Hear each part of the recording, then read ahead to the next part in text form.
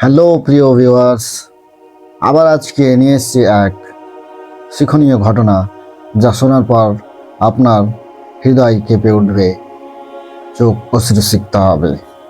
হ্যাঁ, আমি আজকে এক গল্প বলতে যাচ্ছি, যা শোনার পর আপনাদের অবশ্যই ভালো লাগবে। টিফিনের সময় সব ছেলে মেয়ে টিফিন করতে বাইরে গেল। সবাই ক্লাস থেকে বের হয়ে কেউ কেউ গেল ক্যান্টিনে, আবার কেউ কেউ মাঠে খেলতে। কিন্তু এর থেকে একটি ছেলে এর কোনোটিতেই গেল না। মাঠের এক কোণে গাছের নিচে বসে আছে। প্রতিদিনই এই রকম দেখা যেত। ক্লাসে অনেকেই এই ছেলেটিকে দেখতে পারে না। ছেলেটার জামা নোংরা, চুলগুলো এলোমেলো, আর বাকিদের সুন্দর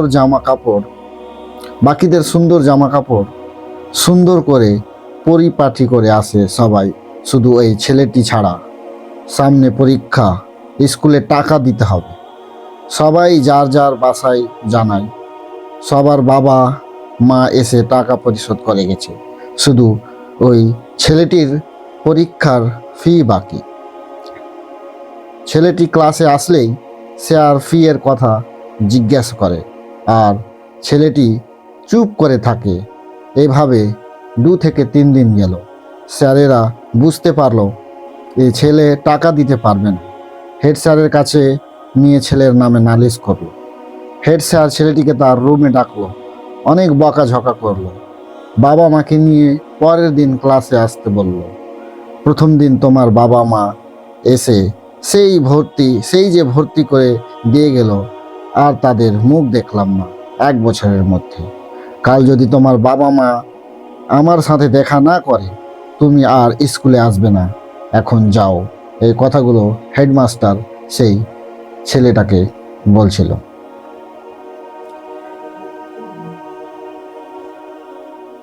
ছেলেটির বয়স তত বেশি হবে না, 14 থেকে 15 বছর হবে।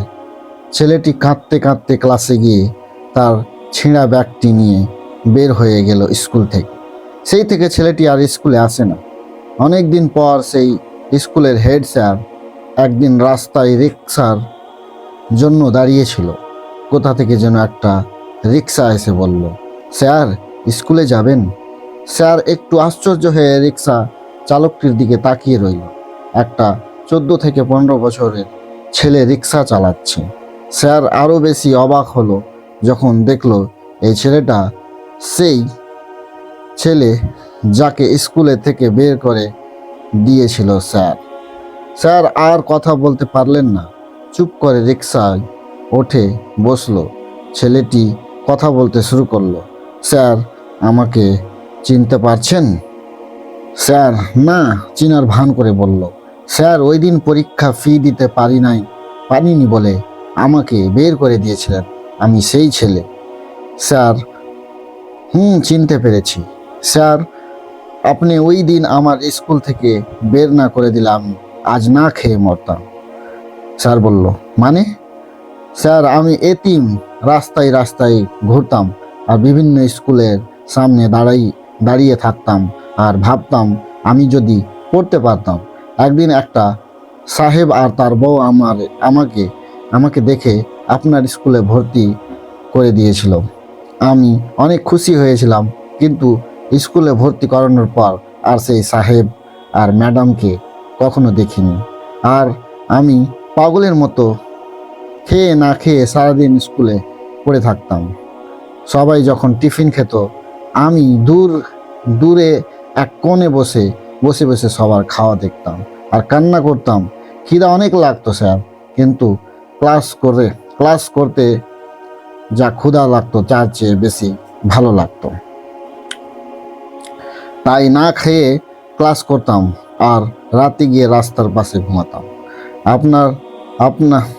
আপনি আমার স্কুল থেকে বের করে দেবার পর বুঝতে পারলাম পড়াশোনা আমাদের জন্য না।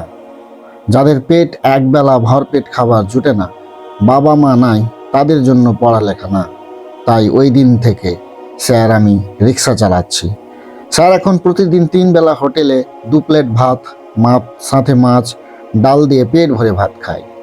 স্যার মাফ করবেন, আমি কি সব বকে যাচ্ছি, ডিস্টার্ব করছি আপনাকে। স্যার স্কুলে এসে পড়েছেন। স্যার এই নাও ভাড়া। স্যার এই কি বলছেন আপনি? আমার স্যার, আমার থেকে আমার থেকে আমি আপনার থেকে আমি টাকা নিয়ে বেয়াদাবির মতো পাপ নিতে চাই না। এই বলে ছেলেটা চলে গেল। আর ততক্ষণে হেড স্যারের দু চোখ দিয়ে অঝর পানি পড়ছে। রিক্সায় যা ও রুমাল দিয়ে মুছছিল, কিন্তু এখন যে আর মুছে শেষ করা যাচ্ছে না।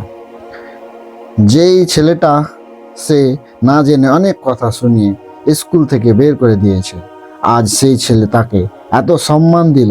স্যার হাঁটতে হাঁটতে তার চোখের পানি মুছতে মুছতে নিজের রুমে চলে গেলেন।